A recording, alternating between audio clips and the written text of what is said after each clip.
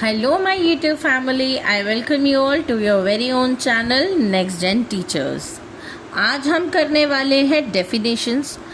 आज हम हर वो टर्म पढ़ेंगे जो आपने कंटेम्प्रेरी इंडिया एंड एजुकेशन में पढ़ी है और उसकी मैं आपको सभी की डेफिनेशंस बताऊंगी ताकि आपको थोड़ी और क्लैरिटी मिले और आपको क्वेश्चन अटेम्प्ट करने में थोड़ी और आसानी हो जाए।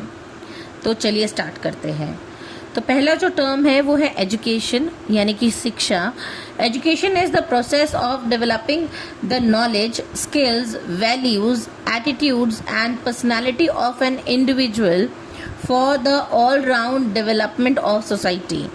तो एजुकेशन क्या है? एजुकेशन एक तरीके की प्रोसेस है ताकि वो एक इंडिविजुअल की हर एक नॉलेज, स्किल, वैल्यू, एटीट्यूड्स और पर्सनालिटी को डेवलप कर सके और वो ऑल राउंड डेवलपमेंट जब उसकी हो जाए तो वो सोसाइटी की भी डेवलपमेंट में योगदान दे सके। इसीलिए एजुकेशन जो है वो बहुत इम्पॉर्टेंट होती है, शिक्षा जो है बहुत इम्पॉर्टेंट होती है। तो एजुकेशन क्या है? एक प्रोसेस है of developing the knowledge, skill, values, attitudes and personality of an individual. Next term है डाइवर्सिटी। डाइवर्सिटी को हिंदी में हम विविधता कहते हैं, यानी कि diversity refers to the existence of differences among individuals and group in terms of religion, language, culture, caste, gender and socio economic background. तो इंडिया जो है वो एक डाइवर्स कंट्री है, उसके अंदर बहुत सारी डाइवर्सिटीज़ हैं और डाइवर्स हम कहते हैं यूनिटी इन डाइवर्सिटी, क्योंकि एकता में अनेकता है, अनेकता में एकता है।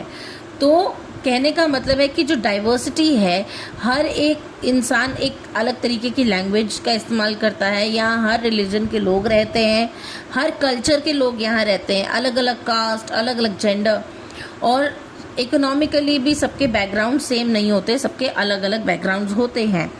तो इंडिया में बहुत ज़्यादा डाइवर्सिटी होने के बावजूद जो है लोग एकता के साथ रहना पसंद करते हैं, यूनिटी में रहना पसंद करते हैं। नेक्स्ट टर्म है इक्वालिटी यानी कि समानता। Equality means providing equal rights, opportunities and treatment to every individual without discrimination. किसी भी इंसान के साथ में बिना किसी भेदभाव के जो है उनको उनके राइट्स दिए जाएं, इक्वल अपॉर्चुनिटीज़ दी जाएं, इक्वल ट्रीटमेंट दिया जाए, तो उसको हम इक्वालिटी कहते हैं। जब कोई पक्षपात नहीं होता है, जब कोई डिस्क्रिमिनेशन नहीं होता है, कोई भेदभाव नहीं होता है, उसे हम इक्वालिटी का नाम देते हैं, समानता का नाम देते हैं। अगला टर्म है इक्विटी यानी कि समता। Equity means providing resources and opportunities according to the needs of individuals to achieve fairness and equal outcomes. तो equity जो है, समता जिसे हम कहते हैं, वो क्या करती है? इक्विटी प्रोवाइड की जाती है रिसोर्सेज की, कि अपॉर्चुनिटीज़ जो लोगों को मिले वो उनकी रिक्वायरमेंट, उनकी नीड्स के अकॉर्डिंग मिले, ताकि वो भी फेयरनेस अचीव कर सकें और इक्वल आउटकम जो है उनका वो भी आ सके। तो यहाँ पर इक्वालिटी और इक्विटी के अंदर थोड़ा सा डिफरेंस होता है। इक्वालिटी का मतलब होता है सभी के लिए सेम अपॉर्चुनिटी, लेकिन इक्विटी का मतलब होता है कि हर एक इंसान को अलग अलग तरीके की अपॉर्चुनिटी, लेकिन फेयर चांस दिया जाए, fair opportunities according to need, जिसको जैसी नीड हो उसके हिसाब से उनको अपॉर्चुनिटीज़ दी जाए। नेक्स्ट टर्म है मार्जिनलाइजेशन, हाशियाकरण। Marginalisation is the process of excluding certain individuals और groups from the mainstream of society, limiting their access to opportunities and resources. तो मार्जिनलाइजेशन का मतलब है ये एक प्रोसेस है जिसके अंदर धीरे धीरे इंडिविजुअल्स को जो है, जो इकोनॉमिकली वीकर सेक्शंस हैं या फिर किसी भी तरीके की जो है, अगर वो सोसाइटी में फिट नहीं हो पाते, तो सोसाइटी ने एक नॉर्म बना रखा है कि अगर ऐसे लोग हैं तो ये लोग हमारे बीच में बैठ सकते हैं, लेकिन अगर इस तरीके के लोग हैं तो इन्हें साइडलाइन कर देना चाहिए, साइड कर देना चाहिए। तो यहाँ पर क्या है, एक्सक्लूड कर दिया जाता है इंडिविजुअल्स को या फिर ऐसे ग्रुप्स को जो कि मेन स्ट्रीम सोसाइटी में जो है मेन स्ट्रीम सोसाइटी के होते हैं, या फिर उनका जो एक्सेस है अपॉर्चुनिटीज़ का उसको लिमिट कर दिया जाता है और रिसोर्सेज भी उन्हें लिमिटेड ही दिए जाते हैं, उनको जो है हर एक चीज़ का एक्सेस नहीं मिलता है। नेक्स्ट टर्म है सोशल जस्टिस यानी कि सामाजिक न्याय। Social justice means ensuring fairness, equality and equal opportunities for all members of society. तो सोशल जस्टिस जो है ये इंश्योर करता है कि हर एक व्यक्ति को, हर एक मेंबर को, जो सोसाइटी के मेंबर हैं उनको एक समान जो है इक्वालिटी मिले, हर एक तरीके की अपॉर्चुनिटी मिले, एक समान अपॉर्चुनिटीज़ मिले हर एक चीज़ की। तो हर एक इंडिविजुअल को जब इक्वालिटी के साथ में जो है देखा जाता है या उनके साथ में फेयरनेस की जाती है तो उसको हम कहते हैं सोशल जस्टिस। नेक्स्ट टर्म है इंक्लूसिव एजुकेशन, समावेशी शिक्षा। Inclusive education is an approach in which all children including those with special needs learn together in the same classroom without discrimination। तो इंक्लूसिव एजुकेशन के अंदर क्या होता है कि हर एक तरीके का बच्चा, चाहे वो स्पेशल नीड्स वाला बच्चा हो, सभी बच्चे एक साथ एक क्लास में बैठ करके पढ़ते हैं बिना किसी भेदभाव के। तो ये होता है इंक्लूसिव एजुकेशन, समावेशी शिक्षा। नेक्स्ट टर्म है हमारी ग्लोबलाइजेशन, वैश्वीकरण। Globalisation is the process of increasing interaction and integration among countries in economic, educational and cultural and technological fields। तो ग्लोबलाइजेशन जो है वो एक तरीके की प्रोसेस है जो कि हमें बाकी कंट्रीज़ के साथ में इंटरैक्ट करवाती है, उनके साथ में एकता के साथ में काम करवाती है, इंटीग्रेशन करवाती है। किन किन फील्ड में? इकोनॉमिक फील्ड में, एजुकेशन फील्ड में, कल्चरल फील्ड में और टेक्नोलॉजिकल फील्ड में। नेक्स्ट टर्म है हमारी लिबरलाइजेशन, उदारीकरण। Liberalisation refers to the removal of government restrictions to encourage economic growth and competition. तो लिबरलाइजेशन क्यों होती है और क्या होती है कि लिबरलाइजेशन जो है वो गवर्नमेंट के रिस्ट्रिक्शंस को रिमूव करती है और इंश्योर करती है, इनकरेज करती है कि इकोनॉमिक ग्रोथ हो और कंपटीशन में जो है वो इक्वली हिस्सा ले सकें। नेक्स्ट है प्राइवेटाइजेशन, निजीकरण। Now privatisation is the transfer of ownership और management of services from the public sector to the private sector. तो प्राइवेटाइजेशन का मतलब होता है जो ओनरशिप है वो ट्रांसफ़र होती है पब्लिक सेक्टर से प्राइवेट सेक्टर में।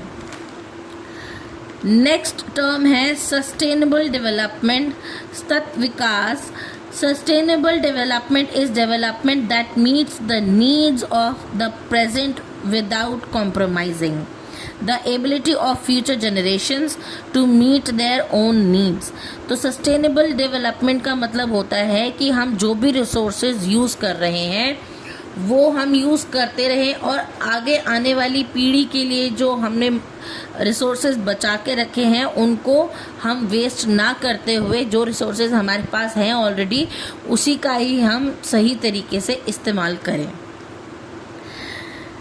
नेक्स्ट टर्म है ह्यूमन राइट्स, मानव अधिकार।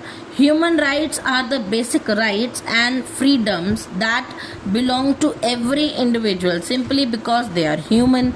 तो ह्यूमन राइट्स जो है वो हमारा कॉन्स्टिट्यूशन जो है वो सभी को ह्यूमन राइट्स देता है कि हमारे पास में जो राइट्स हैं ह्यूमन होने के, अगर हम ह्यूमन हैं, एक इंसान होना ही काफ़ी है कि अगर हम एक इंसान हैं तो हमारे पास में वो सारे के सारे अधिकार होंगे जो बाकी लोगों को मिले हुए हैं। नेक्स्ट है पीस एजुकेशन, शांति शिक्षा। Peace education promotes values, attitudes and skills necessary for peaceful coexistence and conflict resolution. तो पीस एजुकेशन जो है वो हमारी वैल्यूज़ को प्रमोट करती है, एटीट्यूड्स को प्रमोट करती है और ऐसे स्किल को प्रमोट करती है जो कि नेसेसरी हैं ताकि हम शांतिपूर्वक रह सकें। जहाँ पर भी हम रह रहे हैं वहाँ हम शांतिपूर्वक रह सकें और अगर कोई वाद विवाद होता भी है तो उसे हम रिजॉल्व कर सकें। नेक्स्ट टर्म है वैल्यू एजुकेशन, मूल्य शिक्षा। Value education is the process of developing moral, ethical, social and spiritual values among learners। तो वैल्यू एजुकेशन जो है वो एक प्रोसेस है जो कि हमारे अंदर अच्छाई को जो है बढ़ावा देती है, एथिक्स सिखाती है हमारे को, सोशल लाइफ के अंदर हमें जिस तरीके से रहना है वो सिखाते हैं और स्पिरिचुअली जो है हमें भगवान के साथ में भी जोड़ते हैं। तो वो होती है वैल्यू एजुकेशन जो कि हर एक लर्नर को प्राप्त होती है। नेक्स्ट टर्म है हमारी वोकेशनल एजुकेशन। वोकेशनल एजुकेशन व्यावसायिक शिक्षा यानी कि vocational education provides practical knowledge and job related skills for employment and self reliance. तो वोकेशनल एजुकेशन क्यों करवाई जाती है? वोकेशनल एजुकेशन जो होती है वो बच्चों को नॉलेज और स्किल प्रोवाइड करने के लिए, प्रैक्टिकल नॉलेज बच्चे जो हैं उससे गेन करते हैं ताकि वो जॉब रिलेटेड स्किल सीख पाएँ और एम्प्लॉयमेंट जो है वो कर पाएँ और सेल्फ रिलायंस हो, किसी और के ऊपर जो है वो हावी ना हो, किसी और के ऊपर जो है वो अपना रिलायंस ना रखें लेकिन सेल्फ रिलायंस हो। नेक्स्ट टर्म है जेंडर इक्वालिटी, लैंगिक समानता। Gender equality means providing equal rights, responsibilities and opportunities to all genders. तो जेंडर इक्वालिटी का मतलब है अगर आप मेल हैं या फीमेल हैं तो अगर आपको सामान्य तरीके से जो है अधिकार मिलेंगे और आपकी रिस्पॉन्सिबिलिटीज़ भी उतनी ही होंगी। फॉर एग्ज़ाम्पल अगर हम कहते हैं कि जियो और जीने दो तो ये दोनों पर लागू होता है। अगर आदमी चाहता है कि औरत जो है वो सुरक्षित रहे तो औरत को भी जो है आदमी को सुरक्षित रखना होता है, इसीलिए इसको हम कहते हैं जेंडर इक्वालिटी। अगर लड़कियों को जो है स्कूली शिक्षा दी जा रही है तो लड़कों को भी स्कूली शिक्षा दी जानी चाहिए, या अगर लड़कों को खेलकूद में जो है पार्टिसिपेट करने का मौका मिल रहा है तो लड़कियों को भी मिलना चाहिए। तो यहाँ पर ये चीज़ दिखाती है कि जेंडर इक्वालिटी हो रही है, किसी भी जेंडर के इंसान को जो है समानता के साथ में हर एक राइट उनको फॉलो करने के लिए मिल रहा है और सिर्फ राइट से नहीं उनकी रिस्पॉन्सिबिलिटी भी बनती है कि वो जेंडर इक्वालिटी पे बिलीव करें और उसी के अकॉर्डिंगली जो है सोसाइटी में रहें। नेक्स्ट है विमेन एम्पावरमेंट, महिला सशक्तिकरण। Women empowerment is the process of enabling women to make independent decisions and participate equally in all sphere of life। तो women empowerment का मतलब है कि औरतों को जो है जैसे पहले पुरातन समय में जो है औरतों को शिक्षा ग्रहण करने का जो है अधिकार नहीं था, वैसे ही धीरे धीरे करके जो अब जो है आजकल के टाइम में लेडीज़ को भी जो है एजुकेशन प्राप्त करने का पूरा अधिकार मिलता है, जॉब अपॉर्चुनिटीज़ मिलती हैं।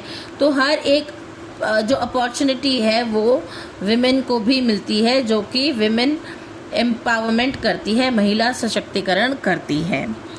डेमोक्रेसी यानी कि लोकतंत्र। Democracy is a form of government in which the people elect their representatives and participate in decision making. तो डेमोक्रेसी क्या है? जहाँ पर हर एक इंसान, हर एक व्यक्ति, हर एक नागरिक जो है वो अपनी गवर्नमेंट को खुद चूज़ करता है, अपने रिप्रेजेंटेटिव को खुद चूज़ करता है और उनके डिसीजन मेकिंग में हेल्प कर सकता है। डेमोक्रेसी का मतलब होता है to the people, for the people, by the people. लोगों के द्वारा चुना गया, लोगों के लिए चुना गया और लोगों के लिए ही वो काम करेगा। तो नेक्स्ट है सेक्युलरिज्म, धर्मनिरपेक्षता। Secularism means equal respect and treatment for all religions by the state. Secularism ये इंश्योर करता है कि हर एक धर्म, के जो लोग हैं उनको एक ही नज़र से देखा जाए, उनको जो है रिस्पेक्टफुली ट्रीट किया जाए, हर एक रिलीजन को रिस्पेक्टफुली ट्रीट किया जाए स्टेट में, इंडिया में। तो ये सेक्युलरिज्म हमें इस चीज़ के लिए इंश्योरेंस देता है। नेक्स्ट है नेशनल इंटीग्रेशन, राष्ट्रीय एकीकरण। National integration is the process of promoting unity, harmony and a sense of belonging among the people of a nation. तो नेशनल इंटीग्रिटी क्या है? यूनिटी को प्रमोट करती है, एकता को प्रमोट करती है कि हमारे यहाँ पर बहुत सारी जो है डाइवर्सिटी है, लेकिन फिर भी लोग एक साथ रहते हैं, एक ही देश में रहते हैं और हर एक धर्म को जो है रिस्पेक्ट करते हैं। तो ये हमारी नेशनल इंटीग्रिटी को बढ़ाती है। नेक्स्ट है द कॉन्स्टिट्यूशन यानी कि संविधान। The constitution is the supreme law of the country that defines the structure of government and guarantees the rights and duties of citizens। तो कॉन्स्टिट्यूशन जो है एक सुप्रीम लॉ है कंट्री का, जो कि गवर्नमेंट को स्ट्रक्चर करता है और गारंटी करता है हर एक सिटीजन को कि उसके जो राइट्स हैं और उसकी जो ड्यूटीज़ हैं वो उसको मिलेंगी। अगर उसको किसी चीज़ का राइट है तो वो भी उसको मिलेगा और अगर उसकी ड्यूटीज़ हैं तो वो भी उन्हें फुलफिल करनी पड़ेंगी। नेक्स्ट है फंडामेंटल राइट्स यानी कि मौलिक अधिकार। Fundamental rights are basic rights guaranteed by the constitution to ensure freedom, equality and justice. तो अब ये जो आपका फंडामेंटल राइट्स हैं ये क्या करते हैं? आपको इंश्योर करते हैं कि आपके पास में फ्रीडम है, आप कहीं भी आ जा सकते हैं, इक्वालिटी है, आप सभी के समान हैं, और जस्टिस है, अगर आपके साथ में कोई अन्याय होता है तो आपको न्याय दिलाया जाएगा। तो जस्टिस भी है आपके पास में। तो फ्रीडम, इक्वालिटी और जस्टिस जो है ये हमारे राइट्स में आते हैं। नेक्स्ट है फंडामेंटल ड्यूटीज, मौलिक कर्तव्य। अब हमारे पास में अगर मौलिक अधिकार हैं तो उसी के साथ में हमारे पास में मौलिक कर्तव्य भी हैं। अगर हमारे पास फंडामेंटल राइट्स हैं तो हमारे पास फंडामेंटल ड्यूटीज़ भी हैं। हमारे पास फंडामेंटल ड्यूटीज़ क्या हैं कि अगर हमारे जो राइट्स हैं कोई और डिस्टर्ब नहीं कर रहा तो हमारी भी ये ड्यूटी बनती है कि हम भी किसी और के राइट्स को डिस्टर्ब ना करें। Fundamental duties are the moral obligations of every citizen towards the nation as listed in article 51A of the constitution. तो फंडामेंटल ड्यूटीज़ जो हैं वो हर एक इंसान की, हर एक सिटीजन की जो है ऑब्लिगेशंस हैं नेशन की तरफ, जो कि लिखित में है, दर्ज है हमारे कॉन्स्टिट्यूशन में on the article number 51A। Next term है राइट टू एजुकेशन, शिक्षा का अधिकार। RTE, the Right to Education Act 2009 provides free and compulsory education to all children between the ages of 6 and 14 years। तो हर एक बच्चे को शिक्षा का अधिकार है। According to right to education हर एक बच्चे को शिक्षा का अधिकार मिलता है। ये एक्ट जो है 2009 में बनाया गया था, जो कहता है हर एक बच्चे को मुफ्त और ज़रूरी तौर पर जो है एजुकेशन मिलनी चाहिए। अगर कोई भी बच्चा 6 से लेकर के 14 साल की उम्र का है तो उसे जो है शिक्षा पाने का अधिकार है। नेक्स्ट टर्म है चाइल्ड सेंटर्ड एजुकेशन, बाल केंद्रित शिक्षा। Child centred education focuses on the interest, needs, abilities and overall development of the learner. तो चाइल्ड सेंटर एजुकेशन का मतलब है कि बच्चे को देखते हुए कि अगर बच्चों को कोई डिफ़िकल्टी फेस हो रही है करनी पड़ रही है क्लासरूम में, तो टीचर उसका जो है निवारण करेगी। उसके लिए और अलग तरीके से टीचिंग मेथड्स और अलग टीचिंग टेक्निक्स के साथ में बच्चों को पढ़ाएंगी। बच्चों को स्पेशल जो है अटेंशन मिलेगी। बच्चे जो हैं हर एक काम को करके सीखेंगे, लर्निंग बाय डूइंग के कॉन्सेप्ट के साथ में, ताकि उनकी जो एजुकेशन है वो बेटर हो सके। यहाँ पर लर्नर सेंटर जो है वो चाइल्ड सेंटर एजुकेशन जो है ये भी इंश्योर करता है कि बच्चा जब पढ़ रहा है तो उसे किसी भी तरीके का भय ना हो, उसके ऊपर कोई बर्डन ना हो, कोई भय ना हो उसको। अगर वो कोई सवाल पूछना चाहता है अपनी टीचर से तो वो पूछ सकता है बिना किसी डर के। तो इस तरीके की होती है child centred education. Next topic है एक्सपीरियंशियल लर्निंग, अनुभविकता अधिगम। Experiential learning is learning through direct experience, observation, reflection and practice.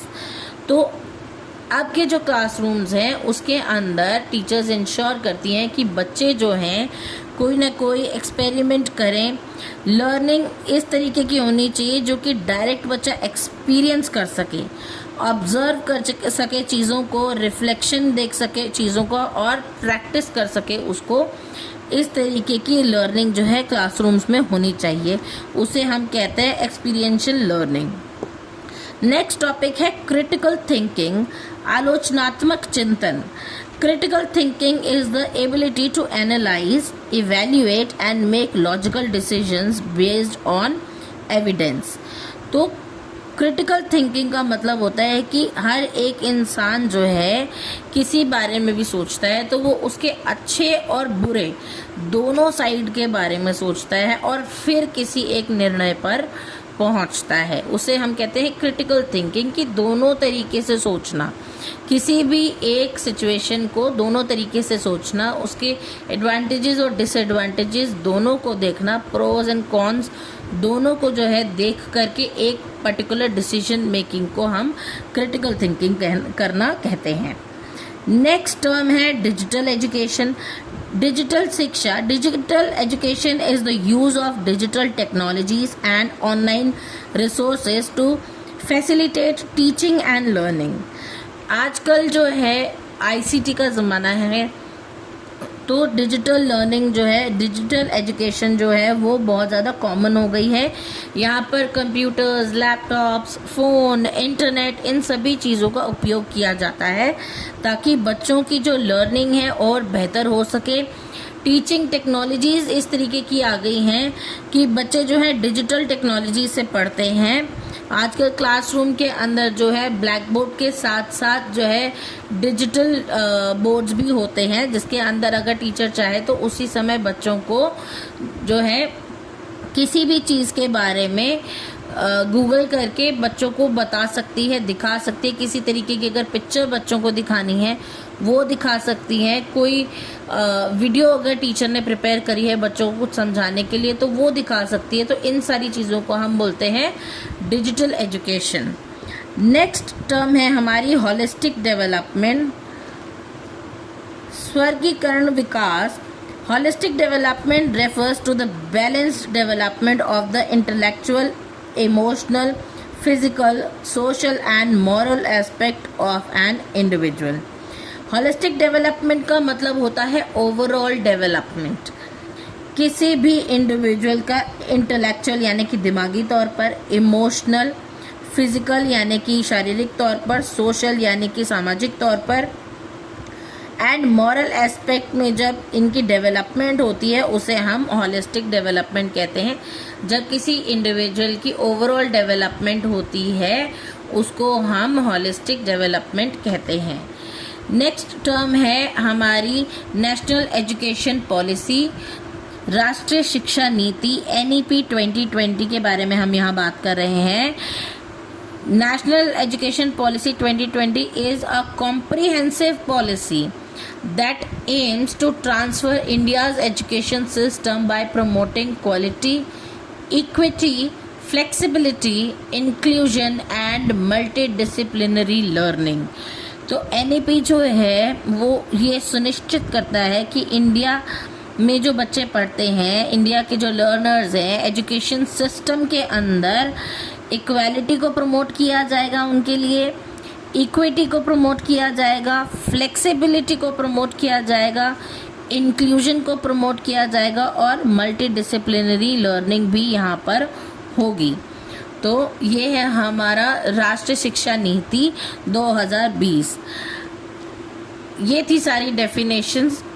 ये आपको आके 4 मार्क्स और 16 मार्क्स के आंसर्स को जो है अच्छे से अटेम्प्ट करने के लिए हेल्प कर सकती है। तो ये ज़रूर पढ़ के जाएं। और अगर आपको मेरी वीडियोस अच्छी लगती हैं तो please do like, share it with your friends. अच्छे अच्छे कमेंट्स करके मुझे मोटिवेट करना ना भूलें। आगे आने वाली और इम्पॉर्टेंट वीडियोस के लिए मेरा चैनल सब्सक्राइब ज़रूर कर लें। मिलते हैं अगली वीडियो में, तब तक के लिए थैंक यू।